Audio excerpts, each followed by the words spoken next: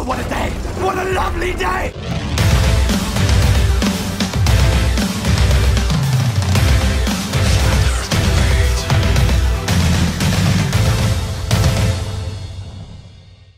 Welcome to Flat Earth Debate.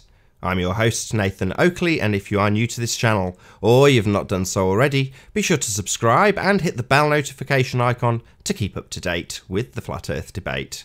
If you'd like to support this channel, there is a super chat that runs alongside each of these shows while they're live. There's also a PayPal and crypto link in the info box below the video. Most importantly though, if you would like to join the discussion, simply mute the page you are currently watching, then click the link in the info box below this video to join the panel and express your views on the shape of the Earth. If you do join, please don't swear. If you do, you'll be ejected, and if you are, please don't try to rejoin the stream using sock accounts. You'll be warmly welcome back on the next stream. Please also share the show on social media. Sharing the show obviously increases the live audience, but this in turn increases the chances of a more diverse panel. So please share the show on Facebook, Instagram and Twitter. And one last time, if you're new to the channel or you've not done so already, be sure to subscribe and hit the bell notification icon to keep up to date with the Flat Earth Debate.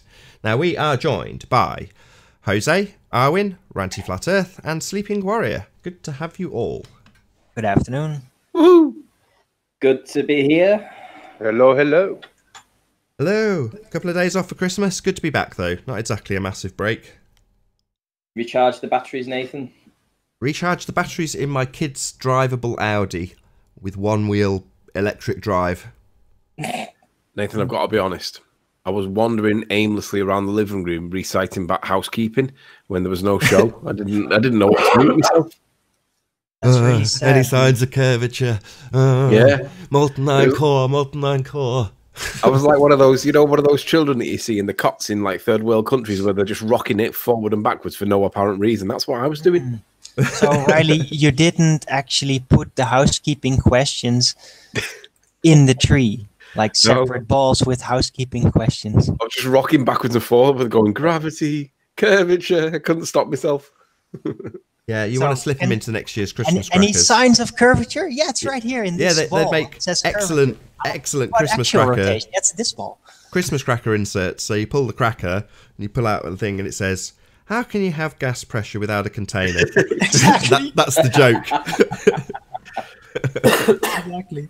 That could be for next year, Nathan. You could make some. Do you know, that gives me an excellent idea. Yeah.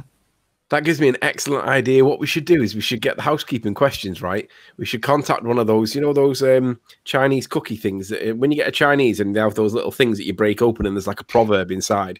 We should get them to put the housekeeping questions in there. That would be wicked. No. We need a calendar. You know, a funky drawn calendar where you open up a window and there's a message or a gift behind it. That's what this would be perfect Or an advent calendar where they normally put chocolate, you get a housekeeping question. Yeah, or both of them. I have a better idea. Speaking of chocolate, Hey, I have a chocolate. better idea. Good morning, Seriously. guys. I was Good thinking morning about to you this. too. So the Christmas number one, it's sometimes won by an outsider. So what would happen if we did a flat Earth Christmas number one and just released it like a week before Christmas, and every flat earther bought it, and we'd have Christmas number one would be a flat Earth song. Yeah, that actually could work if we did it with you know, the guy that's got the beard and he sings with the redneck accent. Yeah, that's who I was thinking of. Yeah, that would work because his music is actually good enough. The British And guy. what- The British guy who goes dressed as a cowboy with a 10-gallon hat. Yeah. Okay. How cool would that be if we arranged it this year and everybody was on board to buy the CD or the whatever at Christmas next year? We could get Christmas number one being flat Earth. Yeah, we could. It has to be good though if you're gonna actually sell it to everyone. Yeah, but it's Oh, music. it is good. Good. Okay. Well, of course it will be. My little grey hair is turning. Hey, Nathan. Hey, Got Anthony. Got a quick question for you. Go on. You know, if you were in the state of Denver, it's known as the Mile High City, right? Is everyone familiar with the reference? Denver is the Mile High City. No, but I am now. Yeah. Yeah, I am.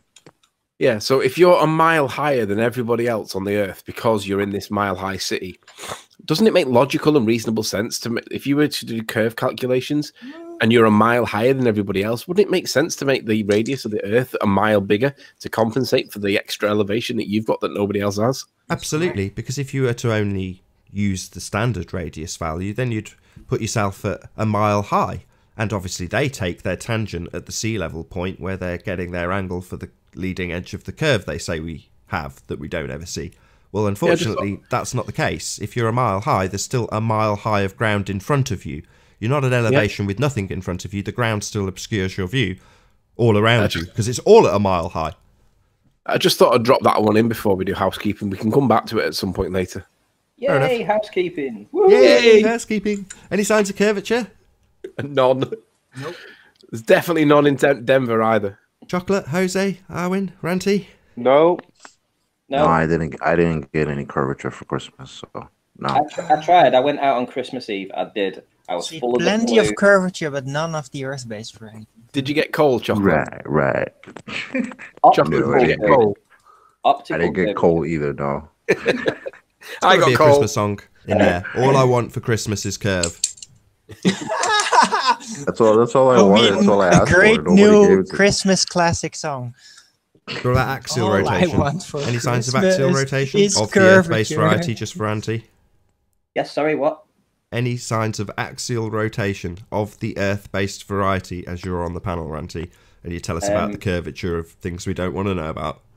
No. Can't No, the say axial rotation. no. They know. Nope. No. Swiftly Stationary. moving on then. Any signs of the distance to the sun? There is no. No. No. I reckon Rumpus got coal for Christmas. Coal? Coal, yeah. Why? Because he's been a bad boy. Yeah. Is he still having that nasty cold that makes him unable to respond to anything, really? Oh, no, Not to do his it's- videos, not to finish his website, not to make his presentations, not to do anything pretty much but rumpus. No, it's not that type of cold. It's the type of cold that affects only one specific observation that can't be modelled. Oh! I think I might have that cold he's got, though. It's bloody killing me. It's a very specific cold. Scottish flu. That's what it is. That's what I got 2 weeks ago. I still haven't shifted it.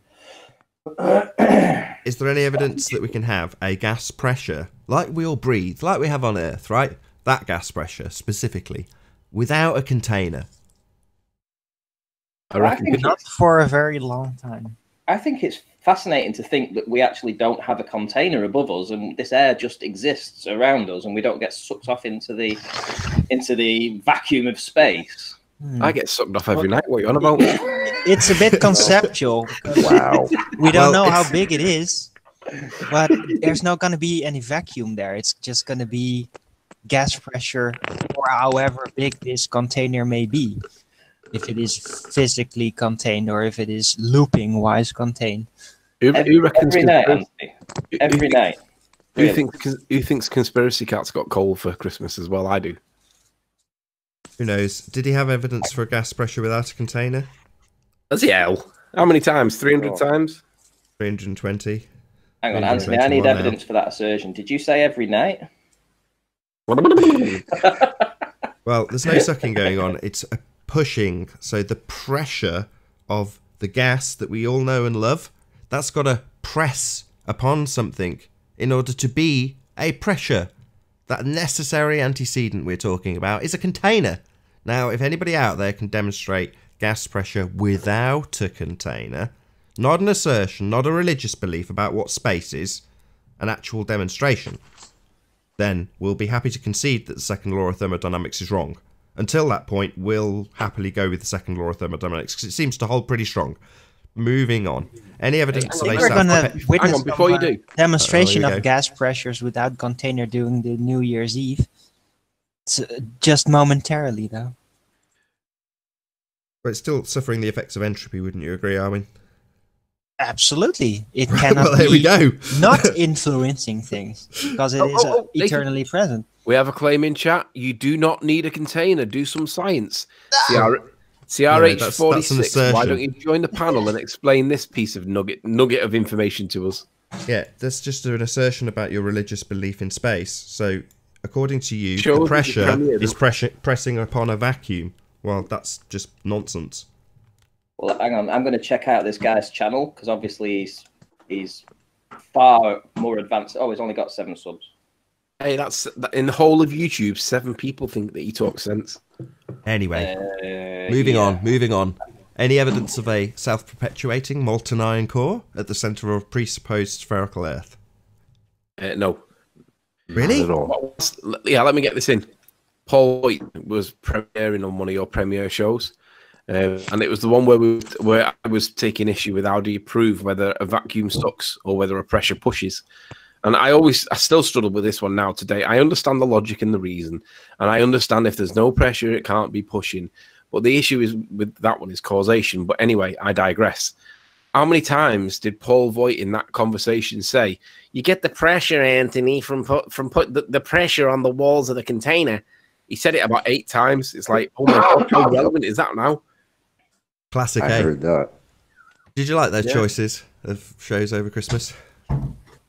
I thought they were excellent, Nathan, especially It's the a day's Christmas Day work one. to get them together, so it wasn't, it wasn't difficult, but it was time-consuming to make sure that everyone was entertained, and I even watched them. I was very entertained. Anyway, moving on. I watched Liverpool batter Newcastle instead. Yeah, moving on. Any scientific evidence of gravity? No. No. Lots of aberration, very suggestive of a unified force, but no way to vary it. No actual tangible evidence. Lots of evidence to suggest a unified force, did you say? Yeah. Suggesting. Can we But see not this evidence? proving. That's the whole thing. Can we see some evidence that supports We've went unified through force? all of this for more than a year. You know every single detail that I have to share Yeah, with it's the you. word force that I was interested in. Suggest. Yeah, but it's apparent. You didn't listen to the actual words in front. It's apparent. It's suggestive. Okay. But it can't actually be proven. Okay. Well, That's I'll what suggest makes it an that it's not a aberration. force. It's the suggestion without the proof to actually back up that suggestion. I'll suggest that there's not actually a force there. Then A what? a force. Oh yeah. So this is one of those rare opportunities that Paula, who's in the chat, Bible, is it literalist? Have I said that correctly? Knowledge scavenger. Yeah, knowledge scavenger, basically. It'd be great if you could join, because obviously it's that time of year, and you're the most knowledgeable person I know on the subject of Christianity. And this is very much a Christian holiday that we've just had. So if you can join, obviously it's very early in the morning, I don't mind if you don't. That's perfectly reasonable and acceptable, given that it's probably about 6 AM there. Yeah, Anyway, we don't let's need move you on to the last cam, house. We just need your voice. Say again? I say we don't need her to come on cam. She can just come on with a voice. Oh, no pressure, but it'd just be nice to see Paula. It's 9 AM. Ah, fair enough. She may join. We'll see. Anyway, last question. So, any evidence of the presuppositional R value? Earth radius, gentlemen. Oh, you forgot something. Yeah, The he molten did. iron core. No, we we never. did. We covered He that. did. Oh, I I did missed that that. one. Sorry. Oh no, wait, I didn't hear it. He did because that's He like did. I He said did. talking about Paul Voigt. Yeah. Right, yeah. Oh, okay, sorry. He did it. I mean, we But yeah, segued. The reason this is it's a got vigorous confusing is because recitement of housekeeping. We've not had a vigorous one like this for a while. we segued been a from few- molten iron it's core been a because few that's Paul days, man. Voigt's could kind of go to. We segued from that to pressure because that was specifically what he was talking about on that show over Christmas. So he's talking about why don't you get it, Anthony? You've got to have pressure. Hey, Paula. Hello, can you hear me? Yeah, we hear you. Good to have you. Good morning, Paul. Thank you. It segued from that to gas pressure because he was talking about pressure in the ISS. Now, at the time, we didn't make the connection between the fact that the ISS has got pressure and needs a container to have it, but Earth doesn't. No one actually twigged. But now, obviously, that's part of the housekeeping. Anyway, Yeah, that he'll not come in and concludes- say that again, will he? No, he won't be here. He won't join because we'll just immediately ask him about the molten iron core we don't have. Well, not just that, but we'll ask him about the container for the atmosphere, right? Right. Did you have a Damned nice one Christmas, way and Paula? damned the other. Did you have a nice Christmas, Paula? Yes, I did. Lots of good food. Visited our son and new daughter-in-law, so we had a good time. Presumably went to Okay. church on Christmas morning. I'm sorry? Did you go to church? We went on Sunday. We didn't. Our church doesn't have a special Christmas Eve service. We're pretty laid back. So No way. No church on Christmas. What kind of church is that that doesn't have a Christmas service? I've never heard that before. Yeah, we just Sounds like my kind of church, that. yeah, it is the best I can find. I mean, there's always a long way to go, but we just sang Christmas songs and had a play by the youth group, you know, a Christmas play, and said some prayers and went home. So you had a nativity. Awesome. No, not really. They had some decorations in the main hall, you know, the sanctuary they call it, you know, but I get into the terminology issues with people, but you know, not today, not that day. Fair enough. Yeah, they have the decorations and things, but you know, little steps. You can't just ram truth down people's throat. You have to be patient. So, but did they have Did they have a nativity, i.e., the kids playing Jesus and in the basket and all that? No, they actually did something called the Greatest Superhero, and they had people dressed up in, you know, really good superhero costumes. We had Mr. Incredible, we had Batman, Superman, I mean, you know, Batwoman, all sorts of people, and they were talking about, you know, saving the world, which is what Jesus came to do. And so they were all jealous, looking for this new superhero that they needed to, you know, was going to take their jobs. And so it was a pretty witty little skit. Cool. I was about to say, couldn't believe there's no nativity either, but as long as the kids have done something on stage, that's what Christmas is all about, isn't it? The kids and the presents for the kids. And obviously it's about the baby Jesus, but you know what I mean. Right. Billy, hello. Hello, we're joined by Flat Earth Data and Warren. Good to have you both. Oh yeah. Hello. Hello. Hello. Hello. So Happy Christmas to all. The reason I've asked Paula on is there any flat earthy connections with Christmas and the Christianity that you know so well that you can tell us about, maybe? Well, it's really not an earth-shaped thing, so not really connections, but I'll say that most people don't know, most Christians don't know that there is no sacred calendar for Christians. There's nothing that says celebrate Jesus' birth at all. There's nothing even to say celebrate his death and resurrection as a calendar event. I believe he was born in the fall and crucified in the spring. Of course, there's little doubt about that, but this is something that you would think people would read the New Testament where it says, why are you doing sacred days and months and years and looking at the moon and doing all these things? There's even an Old Testament verse that says, for Israel, of course, but they're saying, why, you're committing idolatry. You go out and find a tree and cut it down and you take it inside and you decorate it with gold and silver and you're doing all these things. And it's like, I don't remember ever hearing that when I was growing up in a church service. Like, there's a lot of other things I never heard, but Christians don't read the Bible. That's the long and short of it. And if they did, they probably wouldn't do half the things. But again, you have to walk the tightrope between trying to move people from ignorance to understanding and not destroying them in the process. That's the tightrope. You're going to have to give some qualification for that statement, because I know I can hear it already in a dozen Christian voices going, I do read the Bible. What you mean by read the Bible and what your average Joe means by read the Bible are two very different things. So can you just qualify what you mean by that? Yeah, it's a lot of cherry picking, actually, because the average Christian, like the average non-Christian, when it comes to truth seeking, picks and chooses what they want to hear. And the speakers, the pastors, preachers, choose certain things at certain, some of them follow a liturgical calendar, depending if you're what they call a high church thing, where they got the whole year mapped out, or on the opposite extreme, like the one I go to, where they just sort of wing it. I wanted to say Paula's a dumb. And Paula, can I ask a silly question? Okay. You just brought up the phrase idolatry, right? Mm-hmm. This is probably going to take us off a tangent, and I don't mean it to, but wouldn't the Prophet Muhammad, peace be upon him, that they always say, isn't that a form of idolatry in that he's not actually God himself? Right. He doesn't. Islam doesn't claim that he was anything but a prophet. But they idolize him, right? Well, yeah. in practice, it's just like with the Roman Catholic, excuse me, statement that they don't worship Mary, but she sure is front and center of that religion. So, you know, if it walks like a duck. Yeah, I've never thought about it, but when you said that word, idolatry, I realised that word in the context. Hold on a second. Behave. If you're going to join, just behave. No, P. Mars isn't joining, Nathan. I know you've got a warm spot for him, but everybody else hates him. It's not Paula. It's not a dictatorship, Nathan. Anyway, sorry to interrupt. Carry on. What were you saying just then about after we talked about Catholicism with Mary and Islam with the Prophet Muhammad seem to idolize these people, and doesn't it explicitly state in the Quran that you shouldn't idolize anything?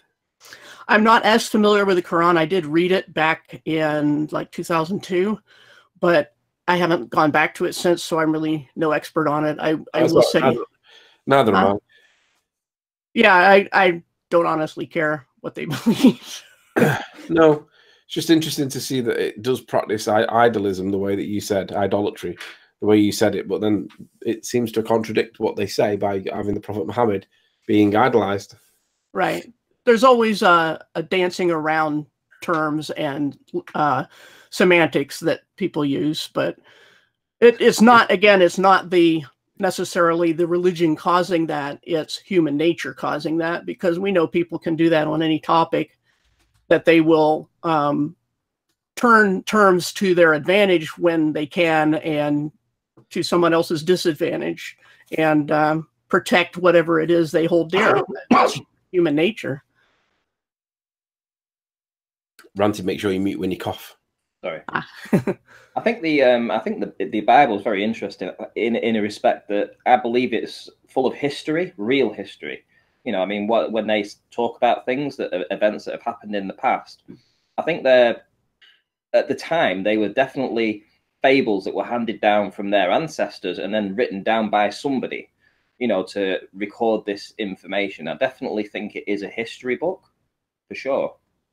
Right. And it isn't as cut and dried as Christians would like, but it's also not as bad and evil intent as non-Christians would like. There's a truth between the two extremes, as always. And when it comes to the Bible, I can't think, when it comes to consistently applying a method of determining true and false, which it brings up a little pet peeve of mine that people say, let's seek truth, but then they get mad at you if you find it, you know, if you say you found it. But when it comes to, if you have a consistent way, whatever you choose, and apply it consistently, and you use this on the Bible like you would use it on any other ancient text, I think the Bible has unprecedented support. Obviously I do, but by standards that you could use on any ancient text. And what I find that bothers me is not that people don't like the Bible, but that they use a double standard against it. And they will, for example, pick up a Gnostic gospel, say the Gospel of Thomas, and say, this is the truth, this is the truth. They don't investigate, they don't put it under the spotlight. Whereas the Bible, no matter how much evidence you supply, they will say, this is you know, false, this is a psyop. And I find that level of disconnect between one's stated intention of truth seeking and one's actual practice really disturbing. But yeah, the Bible is, as far as anybody can tell, does not contradict history. Whether it's actual history or not cannot be objectively proved, but nobody can prove that it is anti-historical, that it's falsehoods. And that's something that I've investigated since my teens. I mean, that's 45 years ago. So I think that if something is true, that it should be heavily relentlessly questioned, because if it's true, it will stand up. And that's my experience, at least with 45 years of Bible study. I think it stands up. At the risk of going off on too much of a biblical or religious context, and I don't mean to, but the figure that is commonly referred to as Jesus Christ, would you agree that there is too much evidence to support the idea that he actually physically existed, regardless of whether he turned fishes and loaves into whatever. What I mean is the person, Christ, that fact, would you agree that there's enough evidence to suggest that some bloke did roam the earth by that name at that time? Would you agree with that? Yes. Even Wikipedia, which is not any kind of inclined to support Christianity, they admit, they say, and if you can, they give the link so you can check it out, that the bulk of scholars agree that someone named Christus was baptized by John in the Jordan River and sentenced to death by Pilate, the Roman governor Pilate. So yes, I believe it's indisputable that he actually existed. And those two events, of course, are what the Bible gives detail about. So again, there's no conflict with secular evidence. I do agree. I do agree. But the reason why I asked that question is when you try and cross-reference whether Eratosthenes existed, there is zero references to that bloke apart from within the context of heliocentrism. Nobody references him anywhere. Yet everybody accepts that he existed. And a lot of these ballers challenge whether Christ existed. Now, I don't care whether Christ did or did not exist. I don't care whether he did what they say he did or did not. My point is that there's reams of evidence to support that somebody called Christ did roam the earth at that point. But there's nothing to suggest that Eratosthenes did, yet they all believe it. Right. It's the same thing with there's a theory that the New Testament especially was written by a Roman family called the Piso family. But again, there's zero evidence that this Piso family existed, but there's plenty that Jesus did. So it's the same thing with Jesuits wrote the Bible. Well, they didn't exist till 1540. And we have enough copies, fragments in different languages and quotations by people 1,000 years before that this is absolutely impossible. So that is what I consider the spreading of disinfo about the Bible when people say things like that. And that's what I object to. I don't, my problem is not ever that people don't agree with it or accept it as God's word. It's that they're spreading disinfo about it, or they claim to know something about it, yet they really haven't investigated it. Oh, I spent a month looking at it. Well, good for you. That's cute. I spent 45 years, so let me know when you catch up, and we'll debate the merits of the Bible. Well, Anthony, he told me yesterday that they'd found Noah's Ark. Have you heard of that? Yeah, Noah's Ark. Yeah, I've been saying that many times, I think. Yeah, but they actually found a structure. It exists. Yeah. Yeah, there's some pretty convincing evidence for various structures, but sometimes it's not as airtight as I would like. But I've seen some aerial photos of outlines of shapes and things, but that's it. How airtight do you want it when it measures the same size, exactly the same size that it describes in the Bible? It's in exactly the right place. All right, it's been covered by lava now, mountain lava flow or whatever, but it is there in the right place and it's exactly the right size. And when they've done bore, like they've drilled holes into the side of it to see what's on the inside, there is like petrified poo inside it. It's like, how much more evidence would you need? Oh, and the stones that he had inscribed that were in the area that looked like the weights that were acting as anchors. I mean, they basically got his signature on it practically by denoting the crosses to denote him, his wife, and his children. How much more evidence would you need other than a thumbprint? Right, and I've seen the Chinese characters for flood. I think it is flood or boat have 8 people in a boat. I think it is flood. The characters are 8 people on a boat. And that's the thing about the saying I always use, many copies imply an original. And if all the cultures have a flood story, then there was probably a flood, That's just how I look at evidence.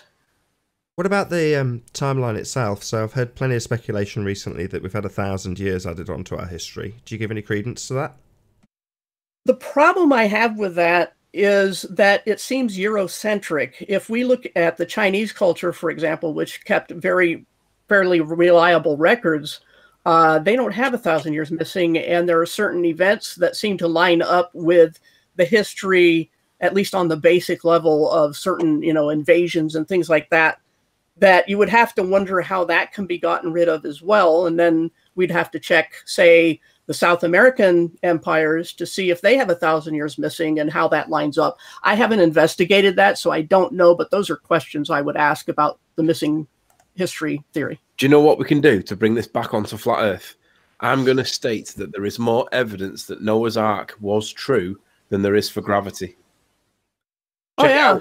If you don't believe me, look into it. Look into whether Noah's Ark exists or not, and you will find that there is plenty of evidence to support it. And it all relates to an area in the mountains with an S on it, of Ararat.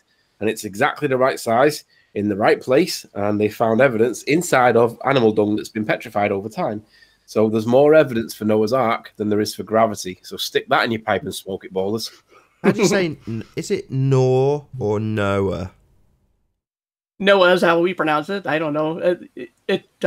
There's an N-O-E spelling in the King James, but there are variations on names, just like we have variations on names. Noé. In Spanish, it's Noé. Yeah, that gets into, I'm sure you guys aren't interested, but there's this thing called the sacred name movement where people say, no, you can't say Jesus, you have to say Yahushua or something like that, and try to pronounce it in Hebrew. And I'm like, there's a section, the burning bush incident with Moses, and he says, Elohim, what is your name? So Elohim is a generic word for God, like we would say God, and the Septuagint, the Greek Old Testament, translates it as Theos, which is throughout Old and New Testaments, Theos is God. It's a generic term. It's not a name, not a formal name. And the same thing with Yahweh, YHWH, which is an acronym, not a name, that stands for I am who I am. I'm the self-existing one. And then God says to Moses, he says, oh, who am I going to tell you are to the Israelites? And he says, I am that I am. I'm the Elohim of Abraham, Isaac, and Jacob. So he describes himself by who's God.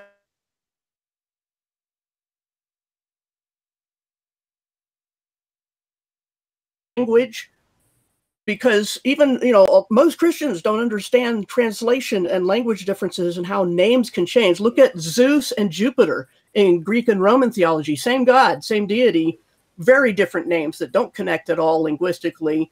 Zeus and Jupiter, there's a whole bunch of those. Like Diana and Artemis are the twin of Apollo.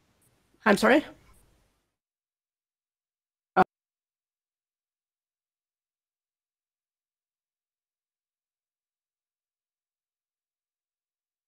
Might have been changed, not necessarily written by the Jesuits, but it might have been changed somewhere, somehow. No, because first of all, the theory of changing presumes to know what it used to be, and that's a big presumption to start with. So how can anyone prove it's been changed? As far as anybody monkeying with the text, there are instances of that I document on my website where I say, here's the change, here's the change, here's the change.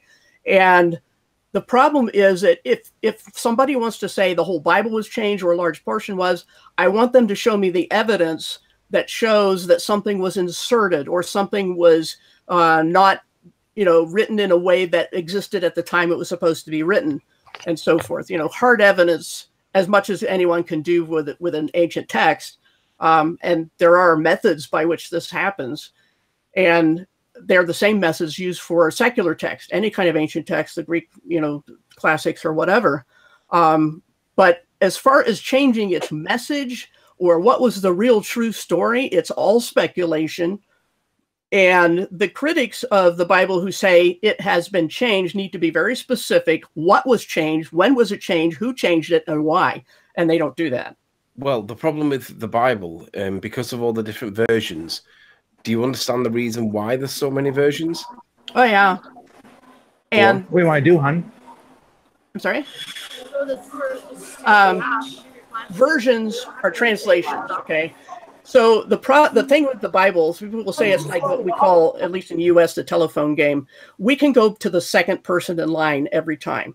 And that's why the telephone game argument doesn't work, because we don't have to rely on translations. We can go to at least fairly ancient Hebrew text, although we don't have much of the Paleo-Hebrew that existed originally for the Old Testament. We do have the Septuagint and the Syriac and some other translations of the Bible a couple hundred years before Christ that we can look at. One of the main reasons for why there's so many different variations on the Bible is because to get your PhD in theology, you have to do a publication, but it counts as a publication if you rewrite the Bible in such a way that it doesn't foul copyrights. In other words, change the meaning of words, change the adjectives enough so that it doesn't file copyrights. That counts as a publication. So therefore, you get your theology doctorate by revamping the Bible, which is it's a shortcut to get your doctorate, and it really muddies waters, but it satisfies the definition for a publication, and that's why there's so many. That's one of the reasons why there's so many, and I find that to be abhorrent. Well, I don't think that's the primary motivation, though. I think maybe people, not. It is abused. No, yeah, I think they can take things out of context. Just one word difference, saying from an I to them or something like that. Just changing one little phrase can make a massive difference to an entire story. Absolutely. Absolutely. I did my own New Testament just as a study tool. And Fuck this you. is the problem with, you know, you can put in English or whatever, you know, for example, you can completely change the meaning of a passage with a comma. And that's the problem. Even if you don't know the original languages, the best thing you could do is take a translation from each of the different denominations and compare them, because they'll each have different biases and they'll each have different places where they change something. And that's how I would say an entry-level cross-checking of the different translations. But there are some that we found that even go back to, there's this thing called the United Bible Societies that is supposed to guard the integrity of the original language documents, like Greek and Hebrew. And they have not been above trying to change some things, like changing the apostle Junia, a woman, into a man's name, just because they didn't think women should be apostles, even though the Bible said there were. And they changed it and left it there for 50 years and then quietly changed it back. And they broke all their own rules to do both changes. They had no attestation, no evidence to back it up. The masculine form of the name didn't exist till the Middle Ages. And so, yeah, that stuff goes on. But the difference is that at least those of us who really care about the Bible will actually find the spots where they did it and back it up with evidence and saying this is how, when, and why, and who changed it. Whereas people who just want to dismiss the whole Bible will say it's all been changed, and they just want to. It's a just so story. You know what I mean? Yeah. Yes, agreed. But if there was such a thing as the Ark, as in the Bible, and it was steered by Noah and it was directed by God, then that's just evidence to prove that God was a psycho. I'm not sure I understand your question. Well, he wiped out everything on Earth apart from a few people on a boat. Yeah, but if everybody on Earth were globalists, morons like half the people in chat, I'd wipe out them all as well, to be honest. Yeah, I mean, look at what, this is a great point to bring up, because look at what the Flat Earth community wants. They want the powers that be to fall, right? So what if God did that once? People are mad at him for it. They think God killed millions and billions of people. Well, duh, you'd do the same thing because, you know, not you personally, but, you know, the flat earthers who say, why don't we get rid of the powers that be? Well, God did that once. He did a reset. And he's done it more than once. Mad at him. He's done it more than once. There's evidence that we are at least the 6th civilization here, probably the 7th. There's individual... You're more of a psycho. Just take out the bad people. You don't have to take out everyone. Why take out the boat? Half the planet's bad, that's the point. It's allowed people to spout nonsense, to indoctrinate other people that get extremist. If you look at Jeremy, for example, look at Rumpus. These are the bad people that we are talking about. They are literally lying to humanity right before they're pissing in your face, and you don't realize it. No, 90% of people are just stupid. You got about 5% that need taken out, not 90%. Well, 90% are just a bit stupid. Put it this way, I could understand God wiping out civilization and starting again if the civilization that we actually have is as bad as what it actually is. I can totally understand that. Right. I mean, it says by the description, it says that every intent of mankind was evil continually, and the earth was filled with violence. Hey, vegan, how you doing? Can you hear us? Hello.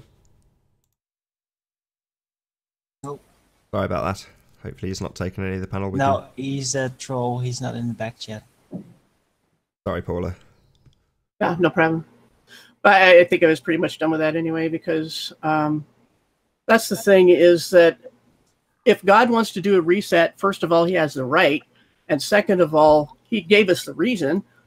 And third, he said, yeah, it'll happen again. It won't be a flood, but I'm going to burn the thing up and completely start over with an immortal world after that. So there won't be any more death and all this sort of thing. But that's the thing, is this, the point I was trying to make is that people today would gladly wipe out, if everybody was the power that be. The number isn't a question here, it's what the condition of the people are. And like you were saying, that there's people right here in this channel, or that come here, that are just as bad. Hey, Equilibrium, so, how you doing?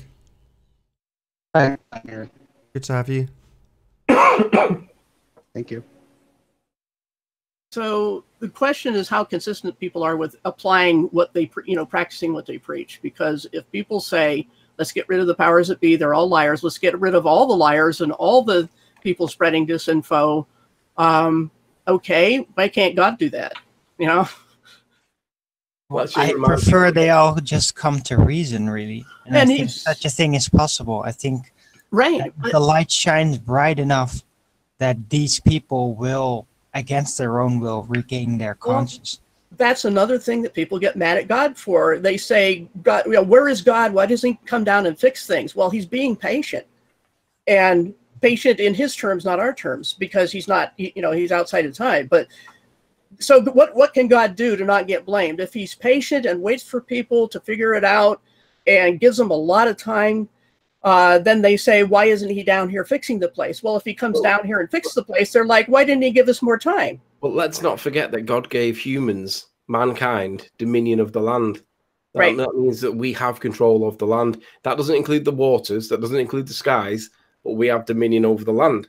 Now, if that makes me religious, then so be it. But the fact is, we own the land as far as biblically speaking is concerned anyway. But I think, listen, we're getting a bit too religious here. Let's not get too religious. But let's remember that there's more evidence for Noah's Ark than there is for gravity. Well, that is a big fact against your nonsense, guys. I'd just like to say that I think that the Bible is a very accurate history book. I just think that when the Bible was written, I think there was a religious connotation attached to all the stories that had been handed down. So, sorry? Some of it's true, some of it might be exaggerated stories, but there is evidence to support a lot of the main stories. Yeah, exactly. I think every single main story in that is based in fact at some point that it has actually happened. And that's why I say it's more of a history book. As for me personally, these resets and stuff, they could be just natural events for all we know. Oh, yeah, they're caused by moondust and Coriolis and stuff like that. Anyway, before we go down the roads of fast, so Paula, can you plug your channel? Plug my channel. Yeah, it's obviously Bible Literalist, used to be Knowledge Scavenger. For a while it was Bible Expositor, but somebody else had that name and people were like, oh, get out of here. Somebody with a bad reputation. Worse than mine. But it's a Bible study channel. That's why one of the reasons I changed the name, because that's almost, like 90% of my channel is Bible studies. And there is a cosmology playlist that you can't get flat earthers to watch, except Nathan. And so this is, mainly what I'm about. I also have some websites. One has like 600 and some articles of Bible studies. The other is my Bible translation site. And then another is a book site. So that's what I'm about. And it would be, nice if there was more concern, I think, overall with actual truth seeking and people being rational about it. And whether it's flat earth or Christianity or the Bible or whatever it is, it's been something I'd observed over the years. I've been in the flat earth community almost 4 years, and there seems to be a lot of disinfo is all I could say. And if I get upset about something, it's that, Yeah, there's loads of disinfo.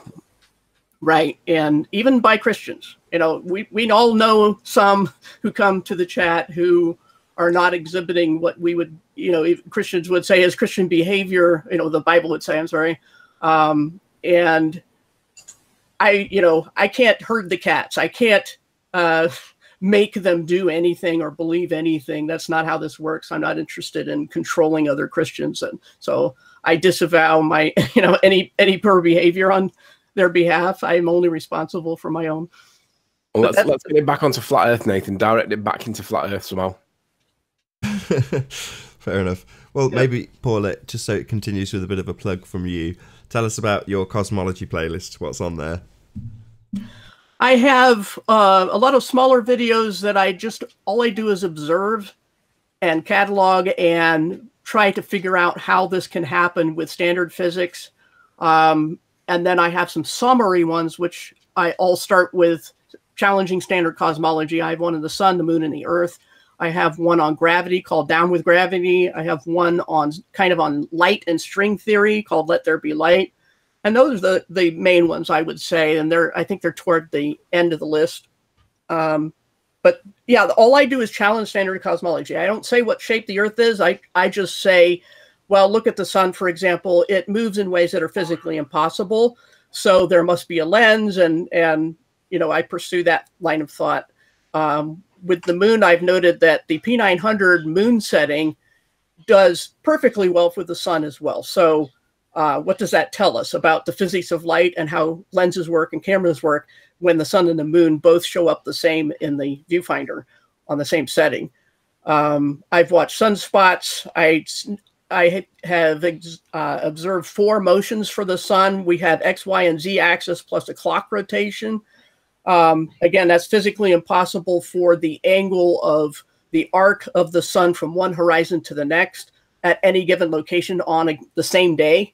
It's just there's a lot of questions that have to be raised, and especially for the moon, I believe it is translucent. I did an experiment where I have a trackball that in normal light looks totally solid, but if you put a flashlight on it, it seems to glow from within with its own color. So what that's telling me is the ball is translucent, even though I can't visibly look at it and say, you know, I can't see through it. That's not what translucent is anyway. It's partially not solid with its color. You know, it's obviously made of some kind of plastic, acrylic or something. But what that's telling me, when I observe the moon, I say there must be external light because of the shadows on the surface, but there also must be internal light because of how it doesn't have a hot spot when it's full, and it doesn't light up like any other ball when you shine a light on it. So where the light's coming from, I don't know, but it is coming from the outside, and some of that light gets inside and comes back out of the moon as its own moonlight. That's what I think about the moon, and that's as far as I take it. And when it comes to Earth shape, all I know is that if the curvature, so the alleged curvature is so small that you could hide a boat in a few miles, then you should be able to see that curve side to side, like with the famous Lake Pontchartrain. There is a third interpretation for the moonlight. Okay. I agree. It doesn't put a hot spot. I also agree that it must have external light because of the shadows. But the third interpretation would be that it's actually proof in some way of creation, because it seems to defy all the laws of physics, because you can't have both an internal that doesn't light up when it suits and then an external that does light up but doesn't always do.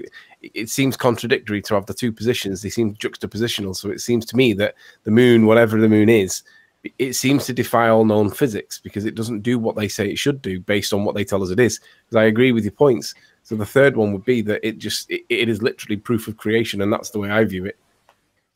Right. I think everything is literally proof of creation because design necessarily implies a designer. People will argue with that. Evolutionists have argued with that. But I'm like, okay, so you look at this, say the Concorde jet or something, highly complex designed machine, obviously designed, but the people who made it are not designed only because of the a priori assumption that biological entities must not be designed. That's stacking the deck. That's, you know, affirming the consequent, all sorts of fallacies. So biology, the more it's been studied, is extremely complex. We have little machines, you know, anything with a flagellum has a motor, a rotary motor, self-replicating cells, you know, incredible chemical factories going on in just biology. And then we have interdependent things like bees and flowers. How did that evolve side by side perfectly for billions of years? It just stretches credulity to the point of absurdity. And it is flawed, but I have, you know, the Bible tells why, but it still works in spite of its flaws for the most part. Yeah, people get diseases. Well, there are, you know, the Bible tells us why that is. And so those are not arguments against design at all. I think it's the burden of proof is on naturalism, which I have described as like using a body thermometer to measure an oven temperature.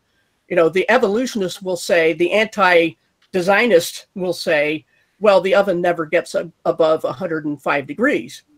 When obviously you can burn yourself by touching it. Whereas a realist, a rational person will say, we've got the wrong scale. It has to be hotter than our scale works, so we need a different one. And so when they do things like radiometric dating, they stack the deck. They presuppose long ages, and they get exactly what they expected because it's a self-fulfilling prophecy. And they're misinterpreting the data because they're using the wrong tool a lot of times. Like radiometric dating or carbon dating is very limited to a few thousand years. And when they try to use it on something older, or they come across something like viable blood cells in dinosaur bone marrow, they fudge the theory to work around it, just like they do with Big Bang and everything else. They bypass the theory, which means it's not falsifiable, which means it's not scientific. Yeah. But they don't want to hear that. Right on. Well, we need to get it back on flat Earth, Nathan. Well, I was kind of doing science there, you know. Well, I know. Yeah, I mean, in terms of there are some very strong parallels between the two in terms of how you would debunk the affirming the consequent formal logical fallacy, and even its dirty little sister denying the antecedent, which we don't get a great deal in flat Earth, but you certainly get. Hello, Tommy. Hey.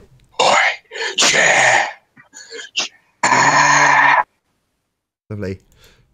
So yeah, you do get very similar logical fallacies used in both sections. The people who are promoting evolution, absolutely not scientific, and the people who are promoting heliocentricity. You know, the two are quite intrinsically linked also, wouldn't you agree, Paula? Right, exactly. Yeah, but it's the same kind of denial. It's the same kind of I don't know, I'm running out of terms to describe what's wrong with it, you know, because they are linked. It isn't just Earth shape, it's the whole cosmological view. And if you take out one example of it, which is, you know, the whole thing falls, which is a good way to deal with Earth shape, because those are not trigger words like Earth shape is. You know, if you say flat Earth to people, they switch off. But if you say, how can starlight reach us from 50 bazillion miles away, and all of the lights look at the same intensity for the most part? There's a few that are brighter than others, and there's a few that are flashing like strobe lights, like Sirius in the Orion constellation. There are differences. There are constellations. But are you telling me that that light got here, you know, I don't know from how many years ago, millions of years, and you know, prove this? I mean, how can you prove, for example, how big or far away a light is if you don't know one of those variables? You have to know how big it is or how far away it is. So it all ties together. It's all a matter of whether the scientific method is actually being practiced and whether it's turned into its own religion and its own faith, you know, system, which, when it comes to theoretical physics, is actually religion. So it does all tie together. Yeah, I totally agree. I've just spammed the chat with one of your cosmology videos, so hopefully people will pop along to your channel and subscribe to you there. So your link's in the chat. Obviously, if you like what Paula had to say, go and subscribe to her channel immediately. Nathan told you to, so do it. Yeah, I really appreciate your support of the channel, and I get almost none from the Flat Earth community, so, which puzzles me. I get more from the ball earthers trying to debunk, but well, I think, if I say this tentatively because it may not be the case, so I'll tread carefully, but typically you don't tend to intertwine the two, and I think it's probably because you know that it's maybe not worth the aggravation. Although you could definitely tie plenty of biblical references to flat Earth, you tend to focus, as you say, on specifically debunking aspects of what they claim about the distance to the sun or whatever else, as opposed to trying to lift text and use it to support your belief in a flat Earth. So, hey, Eric. Right. Would you agree? Right, yeah. Yeah, I think I've always said, and there's a website called Science Against Evolution, for example. I've always said that you can debunk a lot of things when it comes to just science discussions in general with science, with the scientific method. That's all you need, and some good logic, because bad logic makes bad science. And so why intertwine unnecessarily? If somebody wants to ask, okay, My cosmology has been crumbled to the floor. Now what?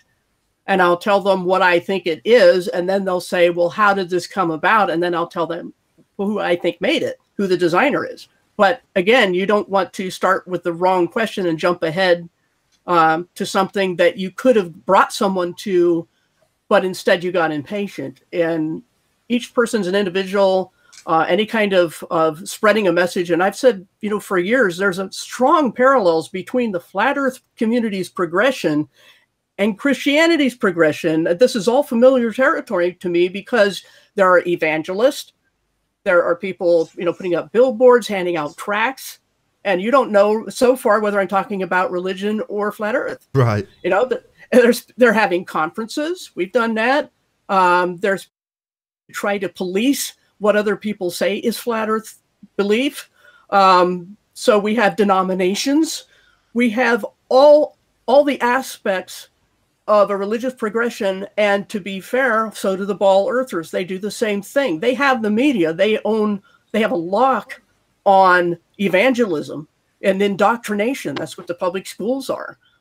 And so, you know, we've been down this road. It doesn't surprise me at all. It's just like the reason I slid so easily into considering flat Earth is because I was always a young Earth creationist and always outside the box, you know, and always looking to figure out what is undisputed fact and then applying it. Because if we try to do both at the same time, then you lose one person or another, or you never find the truth because you've mixed things too soon.